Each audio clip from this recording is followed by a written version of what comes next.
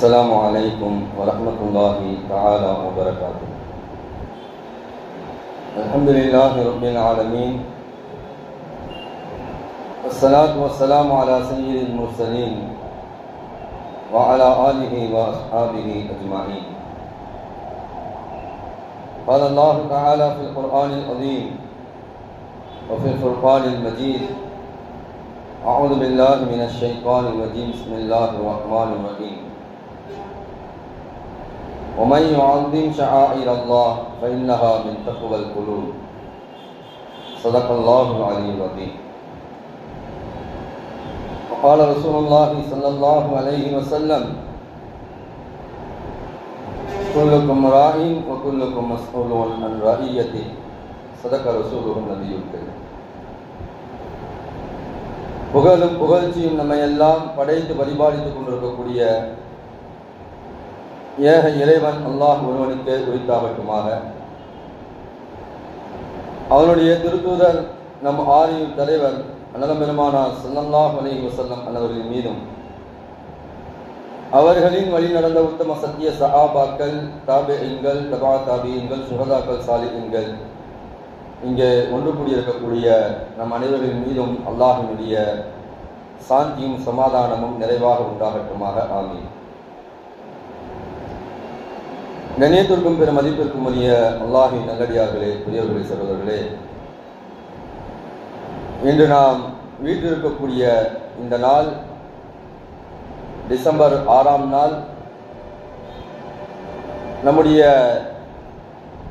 இந்தியாவிலே மறக்க முடியாத ஒரு கருப்பு நாளாக அமைந்தது என்பதை நாம் யாரும் மறக்க முடியாது.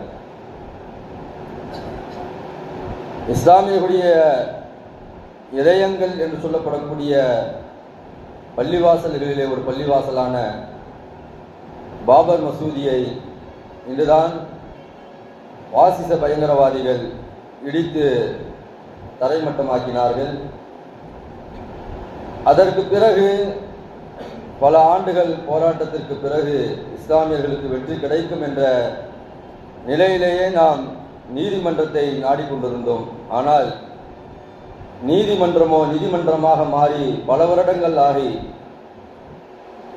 அந்த நீதிமன்றங்கள் தனக்கான வேலையை சரியான முறையில் செய்து நம்முடைய உயிரிலும் மேலான அந்த பாபர் மசூதியை, அந்த பள்ளிவாசலை பாசிசத்திற்கு தாரை வார்த்து கொடுத்து விட்டது. அந்த தீர்ப்புக்கு பிறகு இன்று ஏராளமான பள்ளிவாசல்கள் அந்த வரிசை பட்டியலிலே இருந்து கொண்டிருப்பதையும் நாம் இந்த தினத்திலே நினைவில் கொள்ள கடமைப்பட்டிருக்கிறோம்.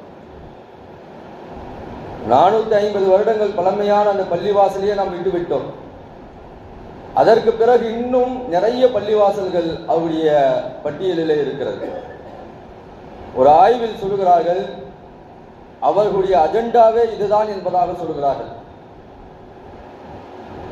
எங்கெல்லாம் பழமையான பள்ளிவாசல்கள் இருக்கிறதோ அந்த பள்ளிவாசல்களுக்கு பக்கத்திலே ஏதாவது சிலைகளை வைக்க வேண்டும், அல்லது ஏதாவது ஒன்றை அங்கே வைத்துவிட்டு அங்கே அகழ்வாராய்ச்சி செய்ய வேண்டும். அந்த பள்ளிவாசலுக்கு கீழே சிலைகள் இருந்தது என்பதாக சொல்ல வேண்டும். அதை நீதிமன்றத்துக்கு கொண்டு செல்ல வேண்டும். நீதிமன்றத்தை தனக்கு சாதகமாக பயன்படுத்தி உத்தரவை பிறப்பித்து அந்த பள்ளிவாசலை கோயிலாக மாற்றுவதுதான் அவருடைய திட்டம். அப்படி ஒன்றுதான் இப்பொழுது நாம் ஒரு வாரத்துக்கு முன்பாக உத்தரப்பிரதேசத்தில் இருக்கக்கூடிய சாம்பல் மாவட்டத்தில் இருக்கக்கூடிய ஜாமியா மஸ்ஜித் என்று சொல்லப்படக்கூடிய ஒரு பள்ளிவாசல் கோர்ட் உத்தரவிடுகிறது அங்கே அகழ்வாராய்ச்சி செய்ய வேண்டும் என்பதாக. அங்கே இருக்கக்கூடிய சில நபர்கள் அங்கே சிலை இருக்கிறது என்பதாக சொன்னதின் காரணமாக அதே நேரத்திலே அங்கே இருக்கக்கூடிய பள்ளி நிர்வாகிகளும் என்ன செய்கிறார்கள், அதற்கு தடை ஆணை வாங்குகிறார்கள். ஆனாலும் கூட அதையும் மீறி அங்கே எல்லோரும் வந்து ஒன்று சேருகிறார்கள். அதை தடுப்பதற்காக வேண்டி சென்ற 5 இளைஞர்கள் காவலர்களால் சுட்டுக் கொல்லப்பட்டார்கள் என்ற செய்தி நம்முடைய உள்ளத்தை எல்லாம் ரணமாக்கி இருக்கிறது. சரி, இவ்வளவு பெரிய ஒரு தவறு நடந்து விட்டது, இந்த தவறை சுட்டிக்காட்ட வேண்டும் என்பதற்காக வேண்டிய எதிர்க்கட்சிகள் எல்லாம் அந்த மாவட்டத்திற்குள் போக வேண்டும், அங்கே இருக்கக்கூடிய நபர்களுக்கு ஆதரவு தெரிவிக்க வேண்டும் என்பதற்காக வேண்டி செல்லுகிறார்கள். உள்ளே நுழைய விடாமல் அவர்கள் தடுக்கப்பட்டிருக்கிறார்கள். எதிர்க்கட்சி தலைவர் கூட உள்ளே நுழைய முடியவில்லை. 10 கிலோமீட்டர் தூரத்திற்கு நிறுத்தி வைக்கப்பட்டிருக்கிறார்கள் என்று சொன்னால் இந்த பாசிசம் இன்றைக்கு எவ்வளவு பெரிய ஒரு பயங்கரவாதத்தை, ஒரு ஆதிக்கத்தை இன்றைக்கு இந்த இந்திய சமூகத்தின் மீது, இஸ்லாமிய சமூகத்தின் மீது செய்து கொண்டிருக்கிறது என்பதை நாம் உணர முடிகிறது. அன்புமிக்கவர்களை, பாபர் மசூதி தொடங்கி அதற்கு பிறகு நானவாவி மஸ்ஜித் என்பதாக சொன்னார்கள். அதற்கு பிறகு பொழுது ஜாமியா மஸ்ஜித் சாம்பலில் இருக்கக்கூடிய அந்த மஸ்ஜிதை இன்றைக்கு ஆய்வு செய்து அதில் 5 பேர்கள் உயிரிழந்திருக்கிறார்கள். அவருடைய பட்டியலில் இன்னும் பிரபலமான பள்ளிவாசல்கள் எல்லாம் இருக்கிறது. டெல்லி ஜும்மா மஸ்ஜித் இருக்கிறது. தாஜ்மஹாலையும் அவர்கள் விட்டு வைக்கவில்லை. அஜ்மீர் தர்காவையும் இன்றைக்கு ஆய்வு செய்ய வேண்டும் என்பதாக அதற்கும் ஒரு கோர்ட்டிலே ஒரு மனுவை போட்டிருக்கிறார்கள். இப்படி 300 வருடங்கள், 400 வருடங்கள், 500 வருடங்கள் என்பதாக இஸ்லாமியர்களுடைய உள்ளத்தினுடைய ஒரு அங்கமாக இருக்கக்கூடிய அந்த பள்ளிவாசல்கள், தர்காக்கள், இவைகளை எல்லாம் குறிவைத்து, இவைகளெல்லாம் முன்னால் ஒரு காலத்தில் கோயிலாக இருந்தது, பின்னால் வந்தவர்கள் மாற்றிவிட்டார்கள், ஆகையால் எங்களுக்கு நீங்கள் கொடுக்க வேண்டும் என்பதாக ஒரு தவறான செய்தியை இன்றைக்கு பரப்பிக் கொண்டிருக்கிறார். இதற்கெல்லாம் அடிப்படை காரணம் என்னவென்று சொன்னால் அயோத்தி தீர்ப்பு தான். பாபர் மசூதி அவர்களுக்கு கொடுக்கப்பட வேண்டும், அந்த நிலம் அவர்களுக்கு கொடுக்கப்பட வேண்டும் என்பதாக அந்த அயோத்தி தீர்ப்பை கொடுத்தார் பாருங்கள். அதை முன்வைத்தே இன்றைக்கு பல பள்ளிவாசல்கள் ஆய்வு செய்யப்பட வேண்டும் என்பதாக சொல்லுகிறார்கள். கிட்டத்தட்ட 3000 பள்ளிவாசல்கள் அவருடைய பட்டியலில் இருக்கிறது. 3000 பள்ளிவாசல்களை ஆய்வு செய்ய வேண்டும் என்பதற்காக வேண்டி பாசிசம் தயாராகி கொண்டிருக்க என்பதாக அரசியல் வல்லுநர்கள் சொல்கிறார்கள். அன்புமிக்கவர்களே, இதெல்லாம் நம்ம காதல கேட்டுக்கொண்டிருக்கிறோம், மீடியாக்கள்ல பார்த்து கொண்டிருக்கிறோம், ஊடகங்கள்ல பார்த்து கொண்டிருக்கிறோம், செய்தித்தாள்களில் படித்துக் கொண்டிருக்கிறோம். ஆனால் நம்முடைய உணர்வுகள் எல்லாம் இன்றைக்கு எங்கே மங்கி போய்விட்டது என்பதை நாம் யோசிக்க கடமைப்பட்டிருக்கிறோம்.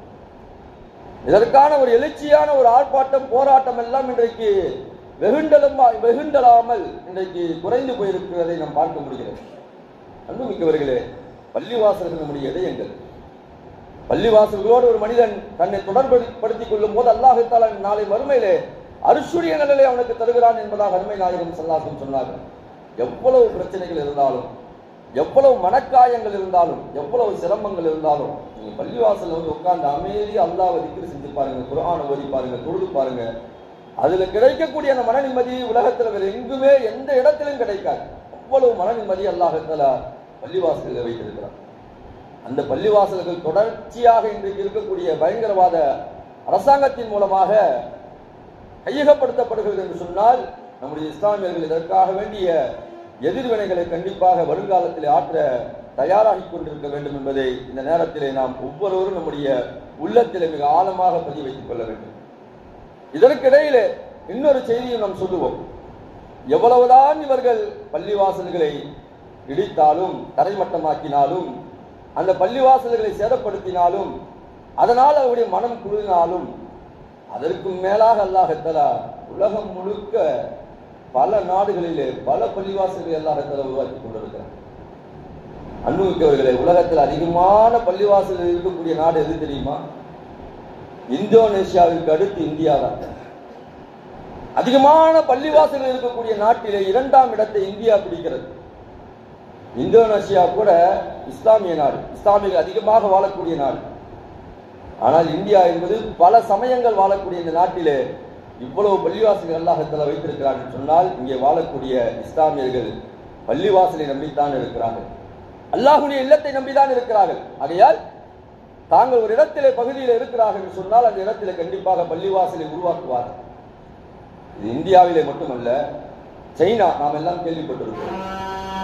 சைனால அவ்வளவு துன்புறுத்தல் செய்யப்படுகிறது, இஸ்லாமியர்களுக்கு ரொம்ப துன்புறுத்தல் கொடுக்கப்படுகிறது என்பதாக சொல்கிறோம். ஆனால் சீனாவிலேயே ஒரு நகரத்திலேயே கிட்டத்தட்ட 24,000 பள்ளிவாசல்கள் இருக்கிறது. பல பள்ளிவாசல்கள் அங்கேயும் உருவாகி கொண்டிருக்கிறது. ஸ்பெயின் நாட்டிலே வெறும் 10 பள்ளிவாசல்கள் மட்டும்தான் இருந்தது. ஆனால் இன்றைக்கு கிட்டத்தட்ட 20,000க்கும் மேலான பள்ளிவாசல்கள் என்பதாக கணக்கு சொல்கிறார்கள். இங்கிலாந்து நாட்டிலே பல பள்ளிவாசல்கள் உருவாக்கி கொண்டிருக்கிறது. பெல்ஜியமிலே பல பள்ளிவாசல்கள் உருவாக்கி கொண்டிருக்கிறது. இத்தாலியிலே பல பள்ளிவாசல்கள் உருவாக்கி கொண்டிருக்கிறது. ரஷ்யாவிலே பல பள்ளிவாசல்கள் உருவாக்கி கொண்டிருக்கிறது. நான் இந்த நாடுகள் சொல்கிறேன் பாருங்கள், இதுவெல்லாம் இஸ்லாத்திற்கு எதிராக அவ்வப்போது வேலைகள் செய்யக்கூடிய நாடுகள். இந்த நாடுகளில் அல்லாஹ் தஆலா இஸ்லாமியர்களை உருவாக்கி கொண்டிருக்கிறான், பள்ளிவாசலை அதிகப்படுத்திக் கொண்டிருக்கிறான். இதற்கும் மேலாக உலகத்திற்கே அப்பனாக இருக்கக்கூடிய அமெரிக்காவில் அல்லாஹ் தஆலா தினமும் நிறைய நபர்களை இஸ்லாத்திற்குள் அல்லாஹ் தஆலா கொண்டு வந்து கொண்டிருக்கிறார்.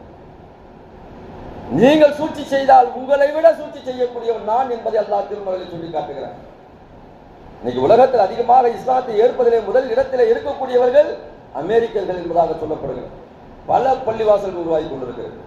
அந்த பள்ளிவாசல்கள் கூட எப்படி தெரியுமா? அங்கே இருக்கக்கூடிய சர்ச்சுகள் பள்ளிவாசல்களாக மாற்றப்பட்டுக் கொண்டிருக்கிறது. தேவாலயங்கள் பள்ளிவாசல்களாக மாற்றப்பட்டுக் கொண்டிருக்கிறது. தேவாலயங்கள்ல போய் வணங்குவதற்கு ஆட்கள் இல்லை. பள்ளிவாசலுக்கு அதை குத்தகைக்கு விடுகிறார்கள். பள்ளிவாசலுக்கு அதை இடம் கொடுக்கிறார்கள். நீங்கள் அதை அமைத்து தொழுது கொள்ளுங்கள் என்பதாக கொடுக்கிறார்கள். பின்னால் அந்த இடத்தை பள்ளிவாசலாக மாற்றப்படுகிறது. அமெரிக்காவிலே வாழக்கூடிய பல ஆண்களும் பல பெண்களும் இஸ்லாத்தை அறிந்து புரிந்து தெரிந்து வந்து கொண்டிருக்கிறார்கள். இன்னும் ஒரு சர்வே சொல்லுகிறது, உலகத்தில் அதிகமாக இஸ்லாத்தை ஏற்பதிலே, இஸ்லாத்தை பிரியப்படுவதிலே, இஸ்லாத்தை ஆய்வு செய்வதிலே பெண்கள் முதன்மையாக இருக்கிறார்கள். அதிலும் குறிப்பாக சினிமா பிரபலங்கள் யாரெல்லாம் பெரிய பிரபலியமாக பார்க்கப்படுகிறார்களோ அவர்கள் எல்லாம் இஸ்லாத்தை அறிந்து புரிந்து தினமும் ஈமானின் இஸ்லாத்தையும் கேட்டுக் கொண்டிருக்கிறார்கள்.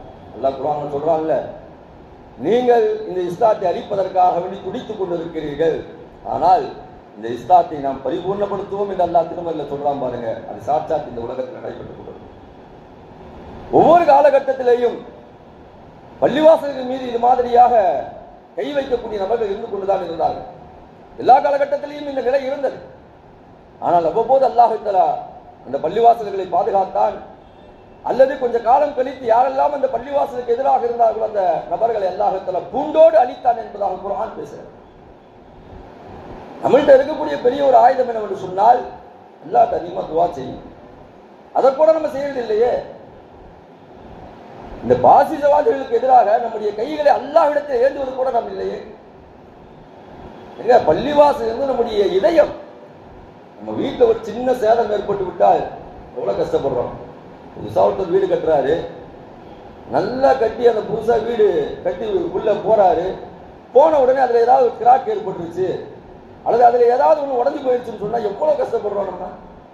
நம்ம வாழ்வதற்காக வேண்டி, அது கொஞ்ச காலம் வாழ்வதற்காக வேண்டி கட்டப்படக்கூடிய அந்த வீட்டிலேயே நம்ம இவ்வளவு கஷ்டப்படுகிறோம் என்று சொன்னால், மனம் நொந்து போகிறோம் என்று சொன்னால், நம்முடைய மீளமிடமாக இருக்கக்கூடிய இந்த பள்ளிவாசல்கள் சேதப்படுத்தப்பட்டால் நம்முடைய உள்ளம் எவ்வளவு உடைந்து போக வேண்டும் என்பதை நாம் யோசிக்க கடமைப்பட்டுள்ளோம். அப்படி ஒவ்வொரு முஃமினுடைய உள்ளமும் உடைந்து போக வேண்டும். ஒவ்வொரு முஃமினும் தன்னுடைய உள்ளத்தை பள்ளிவாசலோடு கட்டி போட வேண்டும்.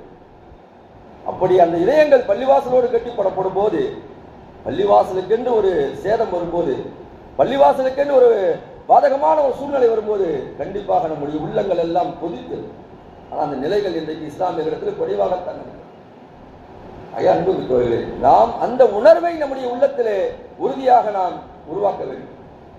பள்ளிவாசல்களை பாதுகாப்பதற்கு முஸ்லிம்கள் தன்னுடைய இன்னுயிரையும் கொடுப்பதற்கு எந்நேரத்திலையும் தயாராக இருக்க வேண்டும். அந்த அளவிலே தான் இந்த சாம்பல் மாவட்டத்திலே, உத்தரப்பிரதேசத்திலே அந்த பள்ளிவாசலை பாதுகாப்பதற்காக வேண்டிய 5 இளைஞர்கள் முன்னால் நின்று துப்பாக்கி சூட்டால் இறந்து போயிருக்கிறார்கள். அல்லாஹ் தஆலா அவர்களுக்கு ஷஹீதுடைய அந்தஸ்தை தருவார், உயர்ந்த சொர்க்கத்தை அல்லாஹ் தஆலா தருவார். காரணம், அல்லாஹ்வுடைய பள்ளிவாசலை பாதுகாப்பதற்காக வேண்டி தன்னுடைய உயிரை அவர்கள் கொடுத்திருக்கிறார்கள். இப்படி ஏராளமான நபர்கள் ஒவ்வொரு காலகட்டத்திலேயும் இஸ்லாத்தை பாதுகாப்பதற்காக வேண்டி, இஸ்லாத்தின் அடையாள சின்னங்களை பாதுகாப்பதற்காக வேண்டி தன்னுடைய இன்னுயிரை இந்த பூமியிலே சிந்தியிருக்கிறார்கள். தன்னுடைய இரத்தத்தை இந்த பூமியிலே சிந்தியிருக்கிறார்கள். அதனுடைய பலனை அல்லாஹ் தஆலா கண்டிப்பாக நாளை மறுமை நாளிலே ஷஹீத் என்ற அந்த அந்தஸ்தில் அல்லாஹ் தஆலா அவர்களுக்கு தருவார். ஆகையால் ஒவ்வொரு காலகட்டத்திலும் இந்த மாதிரியான சூழ்ச்சிகள் நடைபெற்றுக் கொண்டுதான் இருந்தது, அதை மறுக்க முடியாது. சுல்லாவுடைய காலத்திலேயே அதற்கு முன்பாக இந்த சூழ்நிலைகள் எல்லாம் ஏற்பட்டது. யானை ஆண்டு என்பதாக ஒரு ஆண்டை சொல்லுவார்கள். சுல்லா பிறப்பதற்கு முன்பாக அபரஹா என்ற ஒரு மன்னன் இருந்தார்.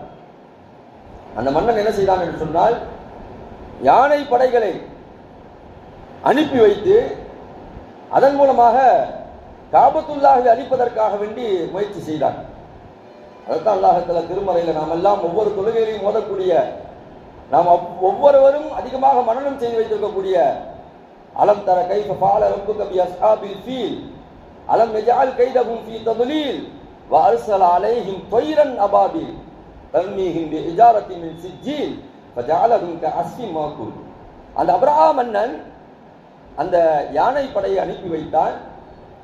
அந்த யானை படையில் இருக்கக்கூடியவர்கள் எல்லாம் அந்த காபத்துல்லாஹ்வை நோக்கி வருகிறார்கள். ஆனால் யானை அந்த பக்கமாக செல்வதற்கு மறுக்கிறது. வேற எந்த திசையில போக சொன்னாலும் அது போகுது. ஆனா காபத்துல்லாஹ்வுடைய திசையை பார்த்து போக சொல்லும் போது அது போக மறுக்குது.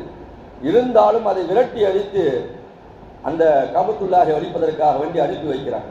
அல்லாஹ்வுடைய ஏற்பாடு என்ன தெரியுமா? யானை எவ்வளவு பெரியது, எவ்வளவு பலமானது, எவ்வளவு பெரியது. யானைக்கு முன்னாடி போய் நிற்க முடியுமா? யானையை பார்த்தாலே பல அடி தூரம் நம்ம நிற்போம். அது ஓடி வந்துச்சுன்னு சொன்னா நம்ம பல மைல் தூரம் ஓடி போயிடுவோம். அவ்வளவு பெரிய ஒரு ராஜாங்கத்தை கொண்ட யானை எதனால் அழிக்கப்படுது தெரியுமா? அந்த யானை படை எதனால் அழிக்கப்படுது தெரியுமா? அபாபில் என்ற அந்த சின்ன பறவையால் அழிக்கப்பட்டது என்பதாக அல்லாஹ் தஆலா சொல்கிறார். அது தன்னுடைய அழகாலும் தன்னுடைய கால்களினாலும் சின்ன சின்ன கொண்டை கடலை அளவுக்கு இருக்கக்கூடிய அந்த கல்லை அந்த யானை படைகளின் மீது எரிந்தது. அந்த யானை படைகளிலே வந்தவர்கள் அத்தனை பேர்களுடைய உடலிலேயும் அந்த சின்ன சின்ன கற்கள் பட்டு அவருடைய உடல்கள் எல்லாம் சிதைந்து போனது என்பதாக அல்லாஹ் தஆலா சொல்கிறார். ஃபஜஅலஹும் கஅஸ்ஃபின் மாகூல். நம்ம சாப்பிட்டுட்டு மெண்டு போடுவோம் பாத்தீங்களா?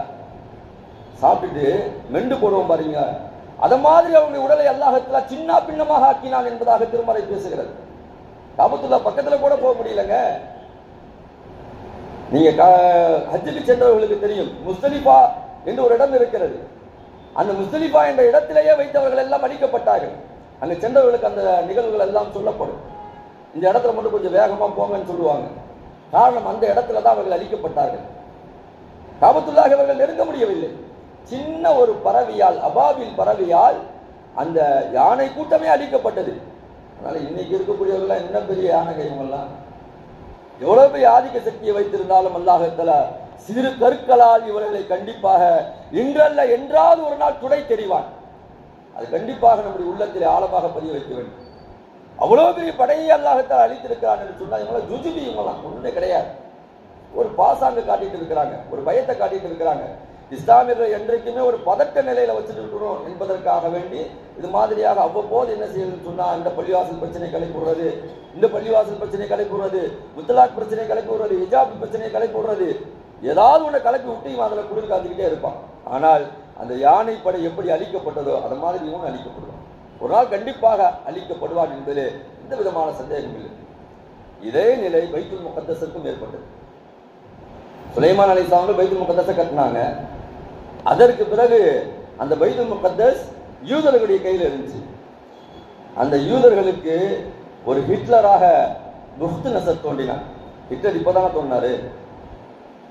ஹிட்லர் கிட்டத்தட்ட யூதர்களை, பல லட்சம் யூதர்களை கொண்டு விட்டு சொன்னார், கொஞ்சம் பேரை நான் மிச்சம் வச்சுட்டு போறேன். ஏன் மிச்சம் வைத்து விட்டு போகிறேன் என்று சொன்னால், நான் எதனால் இவர்களை மிச்சம் வைத்தேன் என்பதை நீங்கள் பின்னால் பேச வேண்டும் என்பதற்காக வேண்டி மிச்சம் வைத்து விட்டு சென்றிருக்கிறேன். ஏன்னா என்ன நீங்க குறை சொல்லிடக்கூடாதுல்ல, பல லட்சம் பேரை இவன் கொலை செஞ்சிருக்கிறானே, அநியாயக்காரன் என்பதாக என்னை நீங்கள் குறை சொல்லிவிடக்கூடாது. ஏன்னா இவங்க பல மிக மோசமானவர்கள் என்பதை நீங்கள் புரிந்து கொள்ள வேண்டும் என்பதற்காக வேண்டி சில பேரை மிச்சம் வச்சுட்டு போயிருக்கேன்னு சொன்னார். இன்னைக்கு அந்த சில பேர் தான் என்ன செய்யறான்? அந்த சில பேர் தான் இன்றைக்கு உலகத்தையே ஆட்டி படித்துக் கொண்டிருக்கிறார்.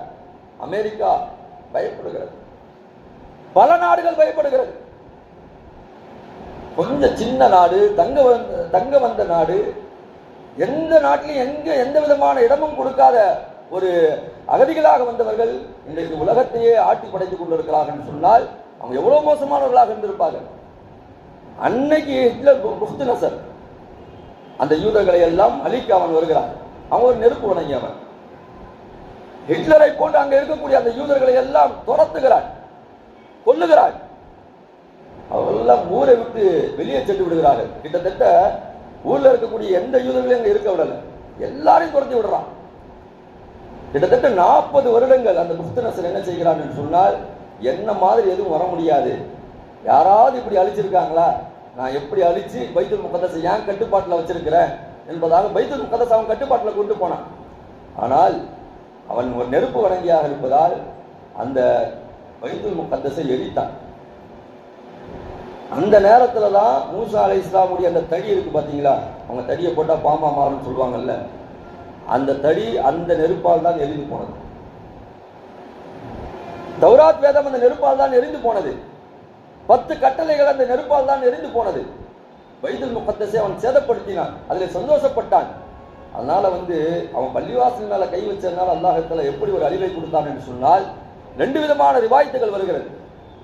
நம்ரூத் மன்னன் எப்படி அவனுடைய தலையில கொசு போய் அவனை ஆட்டி படைத்து அவன் இறந்து போனானோ, அதே போன்று இவனுடைய தலையிலும் கொசு போய் உட்கார்ந்து அவனுடைய தலையில ரீங்காரமிட்டு அந்த தொல்லையினாலேயே அவன் இறந்து போனான். அவன் இறந்து போன பிறகு அவனுடைய தலையை வெட்டி பார்க்கிறார்கள், அங்கே அந்த கொசு இருக்கிறது என்பதாக சொல்கிறான்.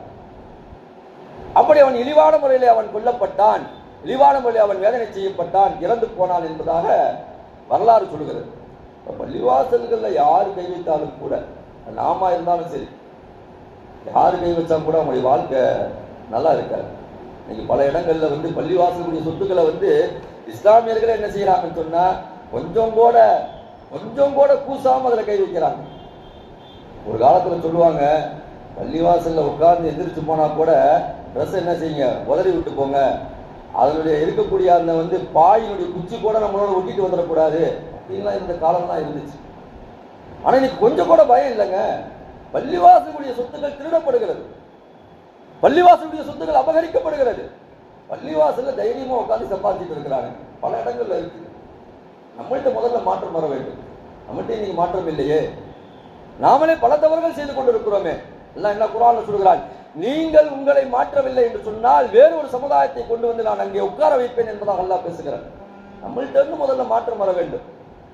நாம் பிறர்களை எதிர்க்கிறோம், பள்ளிவாசல்கள் கை வைத்தால் கண்டிப்பாக கையை உடைப்பேன் என்பதாக சொல்கிறோம், அவர்களை ஒண்ணுமே இல்லாமல் ஆக்குவோம் என்பதாக சொல்கிறோம். இதெல்லாம் சொல்ல வேண்டும் தான். நாமும் நம்முடைய விஷயத்துல ரொம்ப கவனமாக இருக்க வேண்டும். அன்புமிக்கவர்களே, பள்ளிவாசலுடைய நிர்வாகம் என்பது, பள்ளிவாசலை பராமரிப்பது என்பது, பள்ளிவாசலோடு தொடர்பில் இருப்பது என்பது அல்லாஹ்வுக்கு ரொம்ப பிடித்தமான ஒன்று. நீங்க ஹதீஸ்கள்ல பாருங்க, அல்லாஹ்வுக்கு உலகத்திலேயே பிடித்தமான இடம் பள்ளிவாசல் தான். அந்த பள்ளிவாசலை நிர்வாகம் செய்யக்கூடியவர்கள் அல்லாஹ் பிரியப்படுகிறார், அந்த பள்ளிவாசல்களை பராமரிக்கக்கூடியவர்கள் அல்லாஹ் பிரியப்படுகிறார், அந்த பள்ளிவாசலை கண்ணும் கருத்துமாக பார்த்துக் கொள்ளக்கூடியவர்கள் அல்லாஹ் பிரியப்படுகிறார். அந்த பள்ளிவாசலுக்காக வேண்டி நீ ஒரு செங்கல் கொடுத்தாலும் நாளை மறுமை நாளிலே உனக்கு ஒரு மாளிகையை கட்டித் தருகிறாய் என்பதாக அல்லாஹ் தஆலா சொல்கிறார். அவ்வளவு சிறப்பு இருக்குங்க பள்ளிவாசலோடு தொடர்பில் இருப்பது. அதே இஸ்லாமிய சமூகம் நாம் என்ன செய்ய வேண்டும் என்று சொன்னால், நம்முடைய பள்ளிவாசல்ல நம்ம முதல்ல தொழுகையை நாம் பூரணமாக கொண்டு வர வேண்டும். பாபர் மசீது இடிக்கப்பட்டதற்கு இதுவும் ஒரு காரணம் தான். கிட்டத்தட்ட 35 வருடங்கள் பூட்டி கிடந்தது என்பதாக சொல்கிறார்கள். பொதுவாக எங்கு தொழுகை நடத்தப்படவில்லையோ, எங்கு பொதுவாக அந்த பள்ளிவாசல்கள் பராமரிக்கப்படவில்லையோ அது நம்முடைய கையை விட்டு போய்விடும். அதனால அதுல ரொம்ப கவனமாக இருக்க வேண்டும். பள்ளிவாசலை இப்படி நாம் நிரப்பமாக்க வேண்டும். ஜும்மாலை இவ்வளவு நிரப்பமாக்கிறோமே, ஒவ்வொரு வக்திலேயும் நாம் நிரப்பமாக்க வேண்டும். இது பெருமைக்காக வேண்டிய அல்ல, அல்லது பள்ளிவாசலை இவ்வளவு கூட்டம் சேர வேண்டும் என்பதாக அல்ல. நாம் ஒவ்வொருவரும் நம்முடைய மறுமை நாளுக்காக வேண்டி அமலை சேர்த்துக் கொள்ள வேண்டும். நான் 5 வக்து பள்ளிவாசல்ல போய் தொழுகிறேன் என்ற எண்ணத்தோடு வர வேண்டும். நீங்க மற்ற இடங்களை தொழுவதை விட பள்ளிவாசல தொழுதீங்கன்னா 25 மடங்கு நன்மை என்பதாக அல்லாஹ் சொல்கிறார். அந்த பள்ளிவாசலை நாம் முதலிலே பராமரிக்க வேண்டும், பாதுகாக்க வேண்டும். நம்முடைய பள்ளிவாசல்கள் எத்தனையோ இடங்கள் இன்றைக்கும் தமிழ்நாடுகளிலே பார்க்கிறோம், பல இடங்கள்ல சேதமடைந்து கிடக்கிறது. அந்த பள்ளிவாசல்களை புனர் நிர்மாணம் செய்வதற்கு கூட ஆட்கள் இல்லை. ஆனால் நாம் பாபர் மசூதியை பற்றி பேசிக் கொண்டிருக்கிறோம், சாபர் மசூதியை பற்றி பேசிக் கொண்டிருக்கிறோம். அதெல்லாம் பேசணும் தான், பேச வேண்டாம் என்று சொல்லவில்லை. ஆனால் நம்மிடத்திலேயே நமக்கு பக்கத்திலே இருக்கக்கூடிய பள்ளிவாசல்களையும் நம்முடைய கையிலே நாம் கொண்டு வர கடமைப்பட்டிருக்கிறோம். இப்படி காலங்காலமாக பாருங்கள், யாரெல்லாம் பள்ளிவாசலின் மீது கை வைத்திருக்கிறார்களோ, பள்ளிவாசலுடைய சொத்துக்களை அபகரித்திருக்கிறார்களோ, அவர்கள் எல்லாம் மிக மோசமான முறையில் இறந்து போயிருக்கிறார்கள்.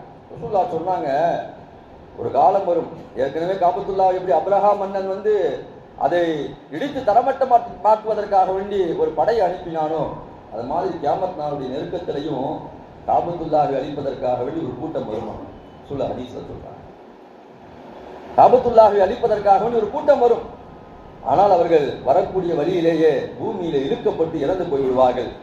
அவர்களோடு சேர்ந்து அங்கே கடை நடத்தக்கூடியவர்களும் அந்த வேதையிலே ஆட்படுத்தப்படுவார்கள் என்பதாக ரசூலுல்லாஹ் சொன்னாங்க. அப்போ ஆயிஷா அல்லாஹ் கேட்டாங்க, யார சொல்லலாம், இடிக்க வந்தவர்களுக்கு தண்டனை என்பது அது யதார்த்தம், ஆனால் அங்க கடை வச்சு நடத்திருக்கவனுக்கு, அங்க சும்மா இருக்கக்கூடியவனுக்கு ஏன் வேதனை என்பதாக கேட்கும்போது ரசூலுல்லாஹ் சொன்னாங்க, அங்கே அந்த மாதிரியான நபர்கள் அழிக்கப்படும் போது நல்லவர்கள் மதிக்கப்படுவார்கள், ஆனால் நல்லவர்களுக்கு நல்ல கூலி அல்லாஹ்தஆலா தந்து விடுவான், கெட்டவர்களுக்கு கெட்ட கூலி அல்லாஹ்தஆலா தந்து விடுவான் என்பதாக நாயகம் பெருமானார் ஸல்லல்லாஹு அலைஹி வஸல்லம் சொன்னாங்க.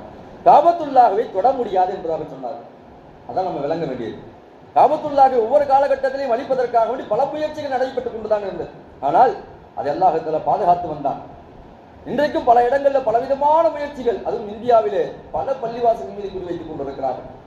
ஆனால் இதையெல்லாம் அல்லாஹ்தஆலா கண்டிப்பாக இன்றல்ல என்றாவது ஒரு நாள் முறியடிப்பான். நீங்க மூசா அலைஹிஸ்ஸலாம் வந்து ஃபிரௌனை அழிக்கணும் துவா செஞ்சாங்க. துவா செஞ்ச உடனே அல்லாஹ்தஆலா அழிக்கலங்க. இன்னைக்கு துவா செஞ்சாங்க, நாளைக்கு அல்லாஹ் அழிச்சிட்டான், இன்னைக்கு துவா செஞ்சாங்க, நைட் அல்லாஹ்தஆலா அழிச்சிட்டான் என்பதாக இல்லை. அவங்க துவா செஞ்சு கிட்டத்தட்ட 40 வருடங்கள் கழித்து அல்லாஹ்தஆலா அழித்தான் என்பதாக தஃப்சீர் விளக்கத்தில் எழுதப்படுகிறது. அப்ப நம்ம என்ன செய்ய வேண்டும் என்று சொன்னால் தொடர்ந்து அல்லாஹ்ட்ட துவா செய்து கொண்டே இருக்க வேண்டும். இன்று அல்ல என்றாவது ஒரு நாள் இந்த பாசிச கூட்டம் கண்டிப்பாக பயந்து ஓடும், கண்டிப்பாக பம்மி நிற்கும், கண்டிப்பாக இவருடைய சிறகுகள் எல்லாம் உடைக்கப்படும், இவர்கள் கண்டிப்பாக துடைத்தெறியப்படுவார்கள். இதில் கண்டிப்பாக எந்த விதமான மாற்று கருத்தும் கிடையாது. இன்னைக்கு ஆளும் கட்சியாக இருப்பதன் காரணமாக, இன்றைக்கு அவருடைய எல்லா விதமான அதிகாரம் இருப்பதன் காரணமாக அவ்வப்போது அல்லாஹ்வுடைய பள்ளி வாசல்கள் இஸ்லாமியர்களுடைய இதயத்தின் மீது கை வைத்துக் கொண்டிருக்கிறார்கள். இஸ்லாமியர்களுடைய இதயம் என்பது பள்ளிவாசல்.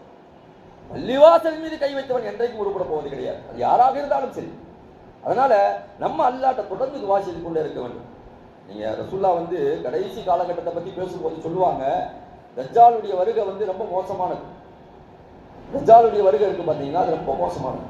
உலகத்துல பல வேதனைகள் வரலாம், பல புயல்கள் வரலாம், பல நெருப்புகள் வரலாம், பல பூகம்பங்கள் வரலாம், பல வேதனைகள், பல சோதனைகள் நாலா பக்கம் வரலாம். இதெல்லாம் தாண்டி தஜ்ஜாலுடைய வருகை இருக்கு பாத்தீங்களா, அது ரொம்ப மோசமானது.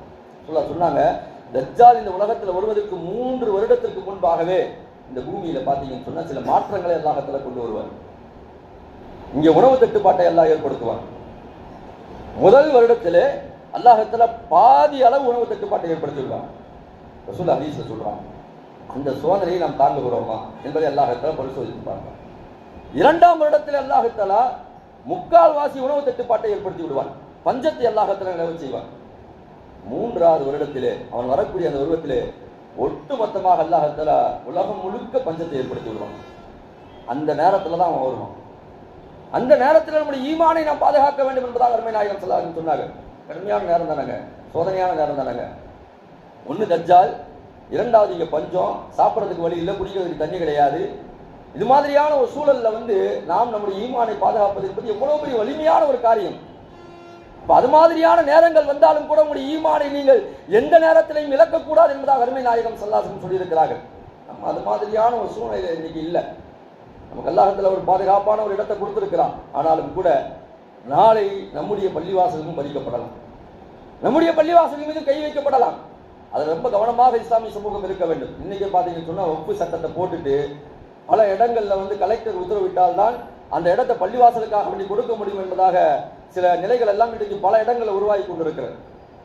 தொடர்ந்து இஸ்லாமியர்களுடைய இதயங்களாக, இஸ்லாமியுடைய கண்ணியமான இடங்களாக இருக்கக்கூடிய, இஸ்லாத்தினுடைய அடையாள சின்னங்களாக இருக்கக்கூடிய அந்த பள்ளிவாசல்கள், தர்காக்கள், இதன் மீது இவர்கள் தொடர்ந்து கை வைத்துக் கொண்டிருக்கிறார்கள். நாம் இஸ்லாமியர்கள் அவ்வப்போது கண்டிப்பாக நம்முடைய குரல்களை எழுப்புவதோடு அல்லாஹ்ட்ட எழுந்து நம்ம துவா செய்யணும். ஒவ்வொரு வக்திலையும் துவா செய்யணும். குறிப்பாக தஹஜ்ஜுதில் இருந்து அல்லாஹ்ட்ட துவா செய்யணும், அழுது துவா செய்யணும். 2 சொட்டு கண்ணீரை விட்டு அல்லாஹ்விடத்தில் துவா செய்ய வேண்டும். யா அல்லாஹ், என்னுடைய வீட்டை இவர்கள் இடிக்கவில்லை, உன்னுடைய வீட்டை, என்னுடைய இதயத்தை இவர்கள் இடிக்கிறார்கள், நீ இவர்களை பார்த்துக்கொள் என்பதாக எப்படி மூசா அலைஹிஸ்ஸலாம் அவர்கள் துவா செய்தார்களோ அந்த மாதிரியான ஒரு துவாவை செய்ய கடமைப்பட்டிருக்கிறோம். அந்த துவாவை நம்ம தொடர்ந்து செய்து கொண்டிருக்க நமக்கு கொடுத்திருக்கக்கூடிய அல்லாஹ் கொடுத்திருக்கக்கூடிய மிகப்பெரிய ஆயுதமான அந்த துவாவை நம்முடைய கையில் எடுத்தோம் என்று சொன்னால் அல்லாஹ் இன்றல்ல என்றாவது ஒரு நாள் இந்த கூட்டத்தை பூண்டோடு அழிப்பான். கண்டிப்பாக அது மிக சமீபத்தில் இருக்கிறது என்பதாகத்தான் நாம் கருதுகிறோம். மிக சீக்கிரத்திலேயே இவர்கள் அழிவார்கள் என்று சொன்னா, நீங்க வரலாறு முழுக்க திரும்பி பார்த்தீங்கன்னு சொன்னா, எவனெல்லாம் தற்பெருமையோடு நடந்தான், எவனெல்லாம் வந்து என்னை விட இந்த உலகத்தில் யாரும் கிடையாது என்றெல்லாம் இருந்தார்களோ அவனுடைய இறுதி முறையெல்லாம் எவ்வளவு மோசமா இருந்து சொன்னா, கேட்கறதுக்கு ஆள் கிடையாது, தூக்குறதுக்கு ஆள் கிடையாது. அப்படி மோசமா அல்லாஹ்தஆலா அழித்தான். ஃபிரௌனை தூக்கிட்டு போய் யாராவது அடக்கம் பண்ணாங்களா? கடலோட கடலா போயிட்டான். காரூனை யாராவது தூக்கிட்டு போய் அடக்கம் பண்ணாங்களா? பூமியோடு அழுத்தப்பட்டான். 4 பேர் தூக்குறது கூட ஆள் வரல பாருங்க. அப்படி அவருடைய நிலைகள் மோசமாக இருக்கும். அதனால நம்ம அல்லாஹ்ட்ட தொடர்ந்து துஆ செய்வோம். நம்முடைய அல்லாஹ்வுடைய சின்னங்களை பாதுகாப்போம். நமக்கு அல்லாஹ்தஆலா கொடுத்திருக்கக்கூடிய பள்ளிவாசல்களை பராமரிப்போம். பள்ளிவாசலோடு நம்முடைய தொடர்புகளை வைத்துக் கொள்வோம். பள்ளிவாசல்களோடு நம்முடைய இதயங்களை கட்டி போடுவோம். பள்ளிவாசல்கள் தான் எங்களுக்கு மன நிம்மதியை தருகின்ற அந்த மிகுந்த உணர்வை நம்முடைய உள்ளத்தில் ஏற்படுத்தி விட்டோம் என்று சொன்னால், பள்ளிவாசல் மீது சிறு துரும்பு பட்டாலும் நாம் வெகுண்டெழுவோம். அல்லாஹ் தஆலா அந்த ஒரு பாக்கியத்தை நமக்கு தருவானாக. பள்ளிவாசலோடு தொடர்பில் இருக்கக்கூடிய ஐவேளை தொடரக்கூடிய பாக்கியத்தை, பள்ளிவாசலோடு நம்முடைய இதயங்களை கட்டி போடக்கூடிய பாக்கியத்தை நம் அத்தனை பேருக்கும் அல்லாஹ் தஆலா நிரப்பமாக தருவானாக. நம்முடைய பள்ளிவாசலை அல்லாஹ் தஆலா பாதுகாப்பானாக என்று துஆ செய்து வார்த்தைகளை நிறைவு செய்கிறேன். வாக்குதமான அல்ஹம்துலில்லாஹி ரப்பில் ஆலமீன். அஸ்ஸலாமு அலைக்கும் வரஹ்மத்துல்லாஹி தஆலா வபரகாத்துஹு.